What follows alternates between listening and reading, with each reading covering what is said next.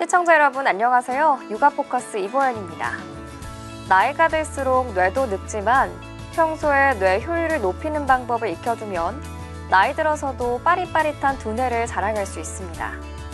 뇌 효율을 높이기 위해선 아침, 점심, 저녁에 각각 해야 할 일들이 있다고 하는데요. 아침에 할 일은 포도당 채우기입니다. 즉, 뇌에 필요한 연료인 포도당을 채우기 위해선 아침에 꼭 식사를 해야 합니다. 점심에 해야 할 일은 스트레스 줄이기입니다.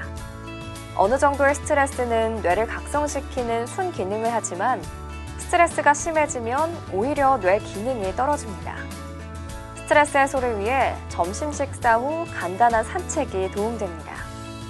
저녁에 할 일은 뇌를 쉬게 하는 것, 즉 숙면입니다. 잠을 잘 못 자면 기억력, 집중력이 저하되는 등 뇌 활동이 원활하지 못합니다.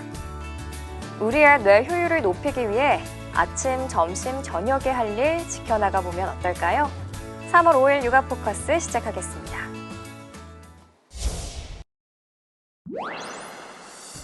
국민적 공분을 산 16개월 입양아 정인이 사망 사건. 경찰청장이 직접 공개 사과하는 등 후속 조치가 이어졌지만 이후로도 충격적인 아동학대 범죄는 계속되고 있습니다. 경기 용인에서 10살짜리 아이가 이모 부부에게 맞아 숨졌고, 전북 익산에서는 2주 된 아이가 분유를 토했다고 부모에게 맞아 짧은 생을 마감했습니다. 경북 구미에선 혼자 이사간 엄마에게 버려진 3살 아이가 주검으로 발견됐습니다. 정인이 사건 발생 이후 아동학대에 대한 관심이 높아지면서 시민들의 신고가 부쩍 늘었습니다. 경찰에 따르면 아동학대 신고 건수가 작년 대비 2배 가까이 늘었다고 밝혔습니다. 아동학대는 그 사전에 예방하는 것이 중요합니다. 즉 조기 발견을 얼만큼 신속하게 하는 것인가, 이런 식의 조금 더 적극적인 조기 발견에 관심과 의지가 필요하지 않나 생각됩니다. 끔찍한 학대 속에 16개월 짧은 생을 마감한 정인이 또 다른 피해자를 막기 위한 시민들의 지속적인 관심과 신고가 계속 이어져야 합니다. 서울경찰청이 일선경찰서가 맡고 있던 13세 미만 아동에 대한 학대 사건을 인계받아 직접 수사하고 있습니다. 조직 신설에 이어 수사관을 추가 선발하는 등 수사력을 확충한 것으로 파악됐습니다. 이른바 정인이 사건 부실 수사로 거센 비판을 받았던 경찰. 국민 생명, 안전, 특히 사회적 약자와 관련된 사건에 대해서는 경찰서장에게 즉시 보고하는 체계를 갖추고 지휘관이 직접 관장하도록 하여 책임성을 강화하겠습니다. 각 지역 경찰청별 여성청소년 범죄수사대가 출범한 가운데 속속 수사팀 보강도 이어지고 있습니다. 서울경찰청의 경우 지난 8일을 기점으로 서울 시내 모든 지역에서 발생한 만 13세 미만 아동에 대한 학대 의심 사건을 일선 경찰서가 아닌 서울경찰청이 직접 수사하고 있습니다. 서울경찰청 여청수사대는 효율적인 사건 대응을 위해 조직 개편 후 수사관을 2배 가까이 늘렸습니다. 규모는 총 4개 팀 40여 명. 이 중 아동학대 사건은 2팀이 전담하고 있으며 수사관은 20명 수준입니다. 경찰 관계자는 최근 아동학대에 대한 사회적 경각심이 높아져 신고 건수도 늘어나는 추세라며 특히 13세 미만 아동 사건의 경우 더 신속하게 수사할 필요가 있어 수사력을 보강했다고 설명했습니다. 실제로 수사팀은 최근 은평경찰서가 맡았던 구립 어린이집 2세 여아 학대 사건도 넘겨받아 수사를 진행 중입니다. 부실 수사로 여론의 문매를 맞았던 경찰이 명예회복을 위해 고삐를 쬐고 나선 가운데 끊이지 않는 아동학대 사건을 근절하는 데 어떤 효과가 있을지 주목됩니다. 정인이 사건 처리 과정에서 허술한 조사와 보고 누락 등 여러 부실 대응으로 비판을 받은 경찰. 뒤늦게 유사 사건 발생 억제를 위해 수사 방식의 대대적인 수술을 진행 중입니다. 아동학대에 대해서는 출동부터 사후 관리에 이르기까지 제도 전반을 쇄신하고 우선 경찰은 아동학대 혐의 판단을 위해 현장에서 확인해야 할 목록을 만들기로 했습니다. 전문가가 참여하는 통합 사례 회의를 열어 아동 학대 여부를 분석 판단하고 2회 이상 신고나 의사치료 소견 시 즉각 분리하고 수사에 착수합니다.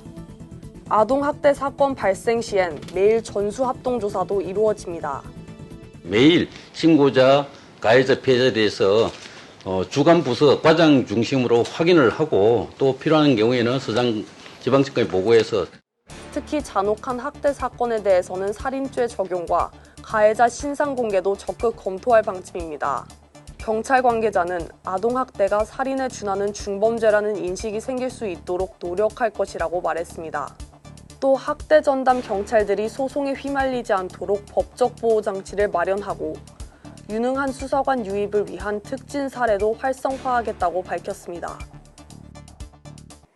유치원이나 어린이집 근처에서 노란색 통학버스 보신 적 있으시죠? 아이들의 안전을 위해서 지난해 말부터 유치원과 어린이집뿐 아니라 보육원 등 아동복지시설 차량에도 노란색 도색 조치가 의무화됐습니다. 그런데 일각에선 낙인 효과를 우려하는 목소리도 나옵니다. 노랗게 도색을 한 어린이 통학버스. 지난해 말 도로교통법이 개정되면서 아동복지시설과 장애인 복지시설에서 이용하는 차량도 노란색 도색을 비롯한 각종 안전조치가 의무화됐습니다. 안전 사각지대를 줄이겠다는 건데 일각에선 복지시설 아이들에 대한 낙인 효과를 유발한다는 주장이 나옵니다. 또래 집단의 영향을 크게 받는 아동 청소년기 특성상 노란색 차량이 또 다른 차별 요인이 될 수 있다는 겁니다. 이 주위에 사는 애들이 많은데 그 탈에 차면서 지나갈 때 본단 말이에요. 저 학교에 소문 다 났어요. 여기 산다고. 제가 모르는 애들도 제가 여기 사는지를 알아요. 전국 아동복지시설 보호아동은 14,000여 명. 이 중 중학생 이상이 6,800여 명으로 전체의 절반에 달합니다. 13세 미만 아동을 대상으로 하는 어린이 통학버스 안전조치를 아동복지시설에 일괄적으로 적용하는 건 현실에 맞지 않는다는 지적입니다. 시설마다 차량이 몇 대씩 있는 거가 아니라 대부분 한 대 아니면 2대 있습니다. 저희도 이제 한 대가 있는 건데 저 차량을 중고등학생들도 타고 안전을 강화한다는 취지는 살리되 이용자 특성에 맞는 더 세밀한 정책이 필요하다는 목소리가 나옵니다.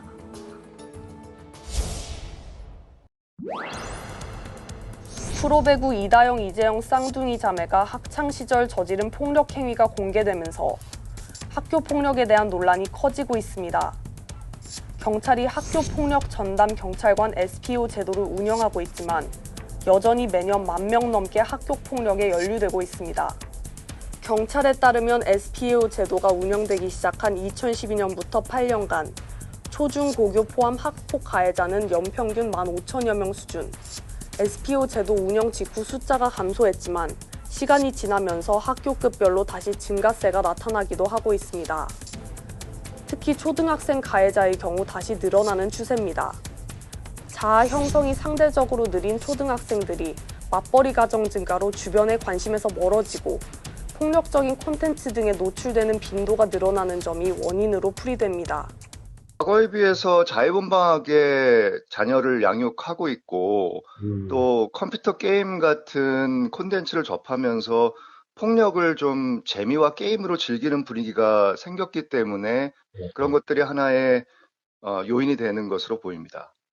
전담 경찰들이 학교마다 있지만 인력 등 한계로 사실상 사후 조치 위주로 대응이 이루어지는 상황.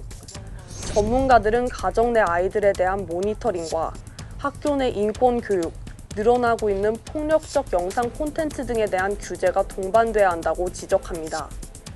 또 학교 폭력 가해자는 언제든 사회적 비판의 대상이 될 수도 있다는 인식을 모두가 가져야 한다고 덧붙였습니다.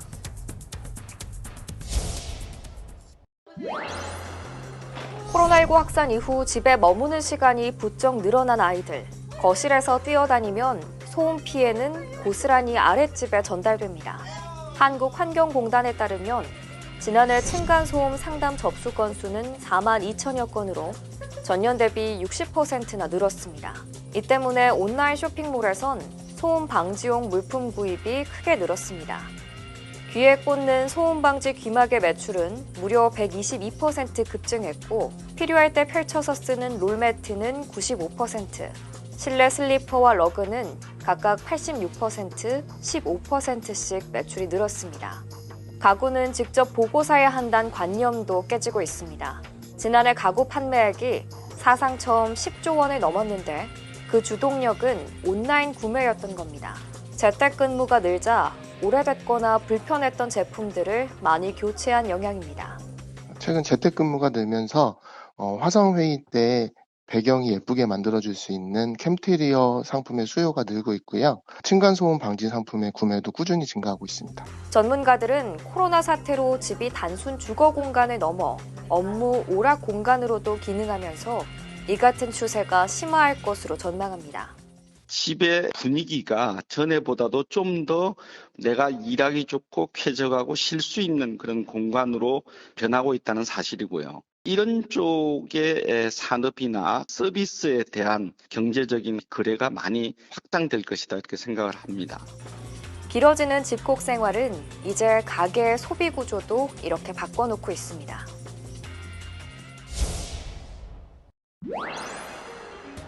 부산 해운대 앞바다가 한눈에 내려다 보이는 이 초고층 건물. 가장 작은 면적인 전용 면적 113제곱미터의 매매가가 20억 원에 육박하는 고급 주거시설입니다. 그런데 이 건물은 법적으로 아파트가 아닌 생활용 숙박시설, 이른바 레지던스입니다. 건축법을 따르는 엄연한 숙박시설이지만 입주자들은 전입신고를 하고 수년간 주택처럼 사용해왔습니다. 그런데 지난 1월 국토부는 앞으로 레지던스 분양 공고 때 주택 사용 불가를 의무적으로 명시해야 한다며 기존 주거자도 용도를 변경하지 않으면 이행강제금을 부과하겠다고 밝혔습니다. 이미 2012년 법제화된 것을 재차 강조하며 관리 감독을 강화한다는 취지지만 입주민들은 강하게 반발하고 있습니다. 수년간 건설회사들이 레지던스를 주거용으로 광고할 때는 국토부가 뒷짐을 지고 있다가 이제 와서 불법 거주자로 취급하며 뒷북 규제를 하고 있단 겁니다. 통장 반장까지 다 만들어 놓고 이행강제금 부과되면 자그마치 6만 명의 이재민이 발생합니다. 소급 적용 절대 반대! 단속에 나서야 하는 지자체도 난감하다는 입장입니다. 국토부는 전입신고를 기준으로 행정지도를 한다는 계획인데 그런 논리라면 주택이 아니면서도 전입신고를 받는 기숙사나 요양병원 등도 모두 이행강제금 부과 대상이 되기 때문입니다. 입주민들이 삭발 시위에 나설 정도로 격양돼 있는 가운데 국토부는 여러 의견을 들어볼 것이라고 밝혔습니다. 이사 대책 이후 서울 아파트 매매값이 하락하고 매물도 소폭 늘어난 것으로 나타났습니다. 매도자와 매수자 간 기싸움 양상이 벌어지는 건데 안정세 여부는 좀 더 지켜볼 필요가 있다는 분석입니다. 서울 공덕동의 아파트. 최근 전용 면적 59.9제곱미터가 12억 4,700만 원에 거래됐는데 3주 만에 800만 원이 내렸습니다. 이달 초 서초동의 한 아파트 역시 최고가 대비 1,500만 원 내린 금액에 매매가 이뤄졌습니다. 시장에선 종합부동산세와 재산세 등 보유세 과세 기준일인 6월 1일 이전에 고가 아파트를 처분하려는 움직임으로 보고 있습니다. 이 시점 이후 3주택자의 경우 첫 집을 팔 때 양도 차익이 10억 원을 넘는 경우 지방소득세를 포함해 82.5%를 세금으로 떼일 수도 있기 때문입니다. 이사 대책 이후 서울 아파트의 매물도 소폭 증가세를 나타냈습니다. 부동산 빅데이터 업체 아실에 따르면 서울 아파트 매물은 20일 전보다 1.4% 늘었습니다. 다만 전문가들은 매물이 쌓이거나 가격이 조정될지 여부는 더 지켜볼 필요가 있다는 입장입니다. 일부 아파트의 경우 신고가를 경신하기도 했는데 당분간 매수자와 매도자 간 기싸움 양상이 벌어질 수 있다는 겁니다. 중저가 지역이 몰려있는 곳은 오름세가 상대적으로 높게 나타나고 있습니다. 봄 이사철을 앞두고 또 수요가 움직일 수 있기 때문에 흐름은 조금 더 지켜봐야 되는 상황입니다. 중저가 지역의 구매 수요 유입 역시 꾸준한 만큼 가격 숨고르기가 안정세로 이어질지 좀 더 지켜봐야 한다는 얘기입니다.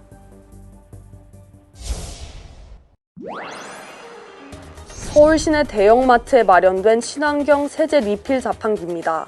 재활용 플라스틱이 원료 60% 이상인 전용 용기를 가지고 안내 멘트에 맞춰 구매 버튼을 누르자 약 1분도 안 돼 3리터 용기가 가득 찹니다.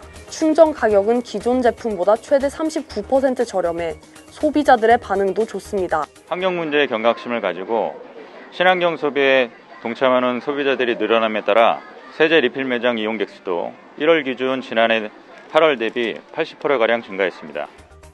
이 탄산수는 기존 제품과 달리 페트병을 감싸던 라벨이 없습니다. 무라벨 제품은 페트병을 분리수거할 때 라벨을 별도로 떼어낼 필요가 없어 편리하고 재활용률도 높일 수 있습니다. 사실 라벨을 없앤 것만으로도 플라스틱 사용량이 줄었고요.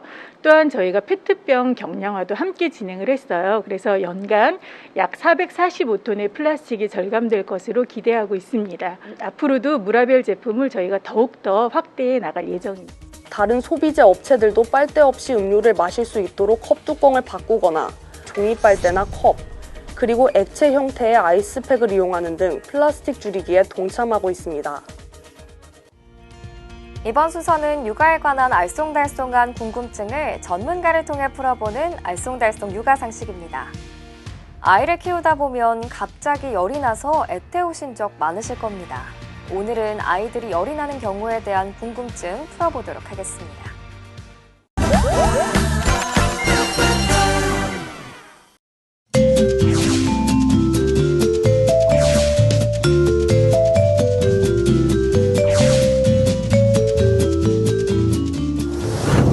열이 많이 오를 때는 시원한 물 쓰고 축축하게 해가지고 몸을 좀 비싸게 먹는 게 아니죠. 열이 날 때는 열이 이렇게 좀 미열이 날 때는 옷을 좀 벗겨서 시원하게 해주는 편이고요. 그 열이 좀 많이 난다 싶으면은 너무 힘들어하지 않게 약을 좀 먹이고요.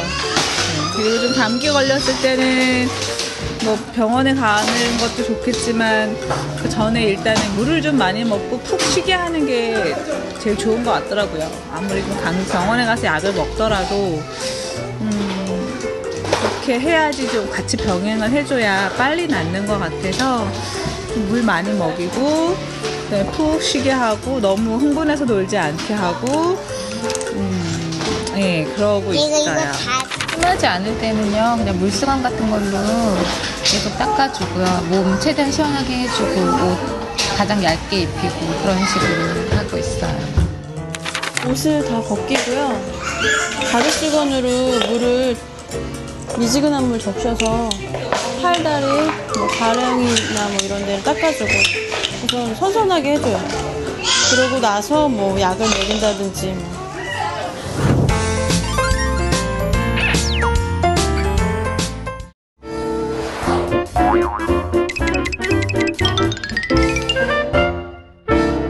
대개 감기는 약 먹으면 일주일, 안 먹으면 7일이면 낫는다고 하지요.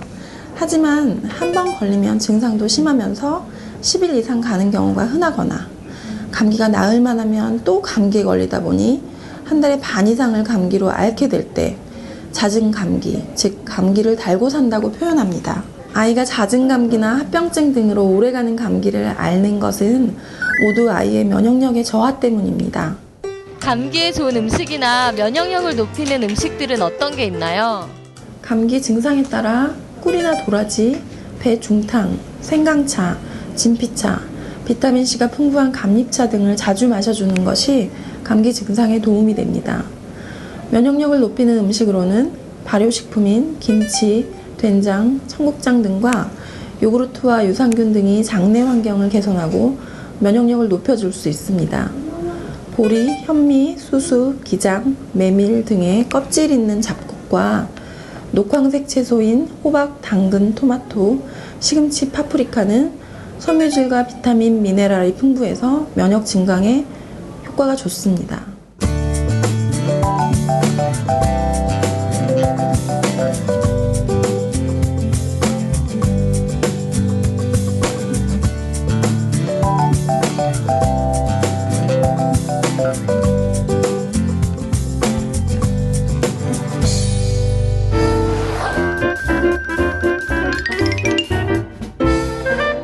사람의 기초 체온의 기준은 36.5도지만 사람들마다 오차가 있습니다.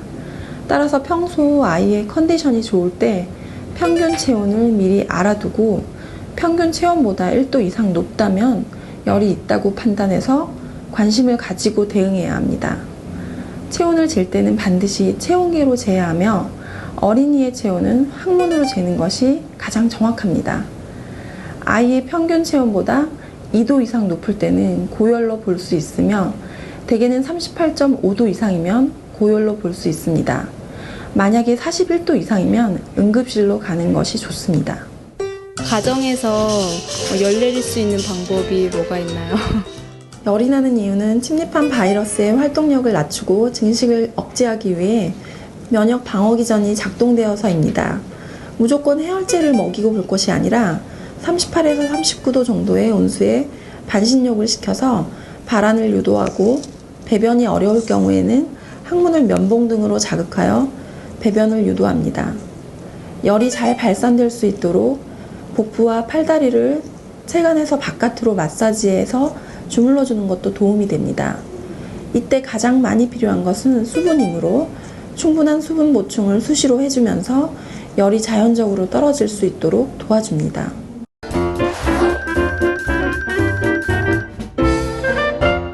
감기를 앓는 동안 성장에 주력해야 할 체내 에너지를 감기와 싸우고 회복하는 데 쓰게 되므로 최소한 1주에서 2주 정도는 성장이 정지하게 되고 결국은 성장의 기회를 놓치게 됩니다.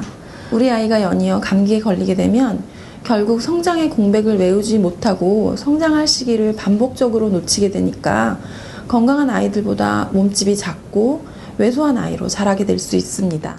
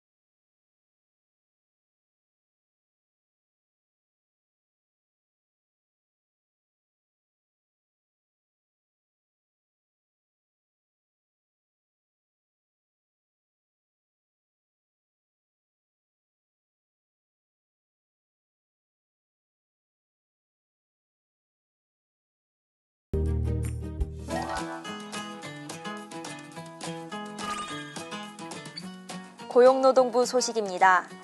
고용노동부 발표에 따르면 2020년 남성 육아휴직자는 27,423명으로 전년 대비 23% 증가했으며 전체 육아휴직자 4명 중 1명은 아빠인 것으로 나타났습니다. 부모가 함께 아이를 돌보는 문화 확산이 남성 육아휴직 증가의 주요 요인으로 분석됐습니다. 한국고용정보원은 2020년 전국 청년정책 현황과 특징을 정리한 결과를 발표했습니다. 주요 내용을 살펴보면 지역별 청년 인구 대비 정책을 가장 많이 시행하는 곳은 전북으로 373개의 정책이 있었으며 다음으로 경기 서울 순으로 조사됐습니다. 청년 인구 대비 청년 정책이 가장 적은 지역은 울산으로 62개의 정책이 있었습니다. 가사근로자의 고용 개선 등에 관한 법률안에 대한 가사서비스 이용자 인식조사를 위해 실시한 설문조사 결과가 발표됐습니다. 이번 설문조사는 가사서비스에 대한 수요가 큰 맞벌이 여성 근로자 500명을 대상으로 실시됐으며 조사 대상자의 94.6%가 가사근로자법 제정 필요성에 공감한 것으로 조사됐습니다. 서비스 개선 사항으로는 종사자 신원 보증과 책임 있는 서비스가 필요하다는 응답이 가장 많은 것으로 나타났습니다. 대구광역시와 대구상공회의소는 출향 청년들의 지역 유턴 정착을 지원하는 청년 기환 경력직 일자리 예스 매칭 사업을 올해 전국에서 처음 추진한다고 밝혔습니다. 자세한 사항은 대구상공회의소로 문의하시면 됩니다. 육아 포커스 준비한 내용 여기까지입니다. 저는 저녁 9시에 다시 찾아뵙도록 하겠습니다. 고맙습니다.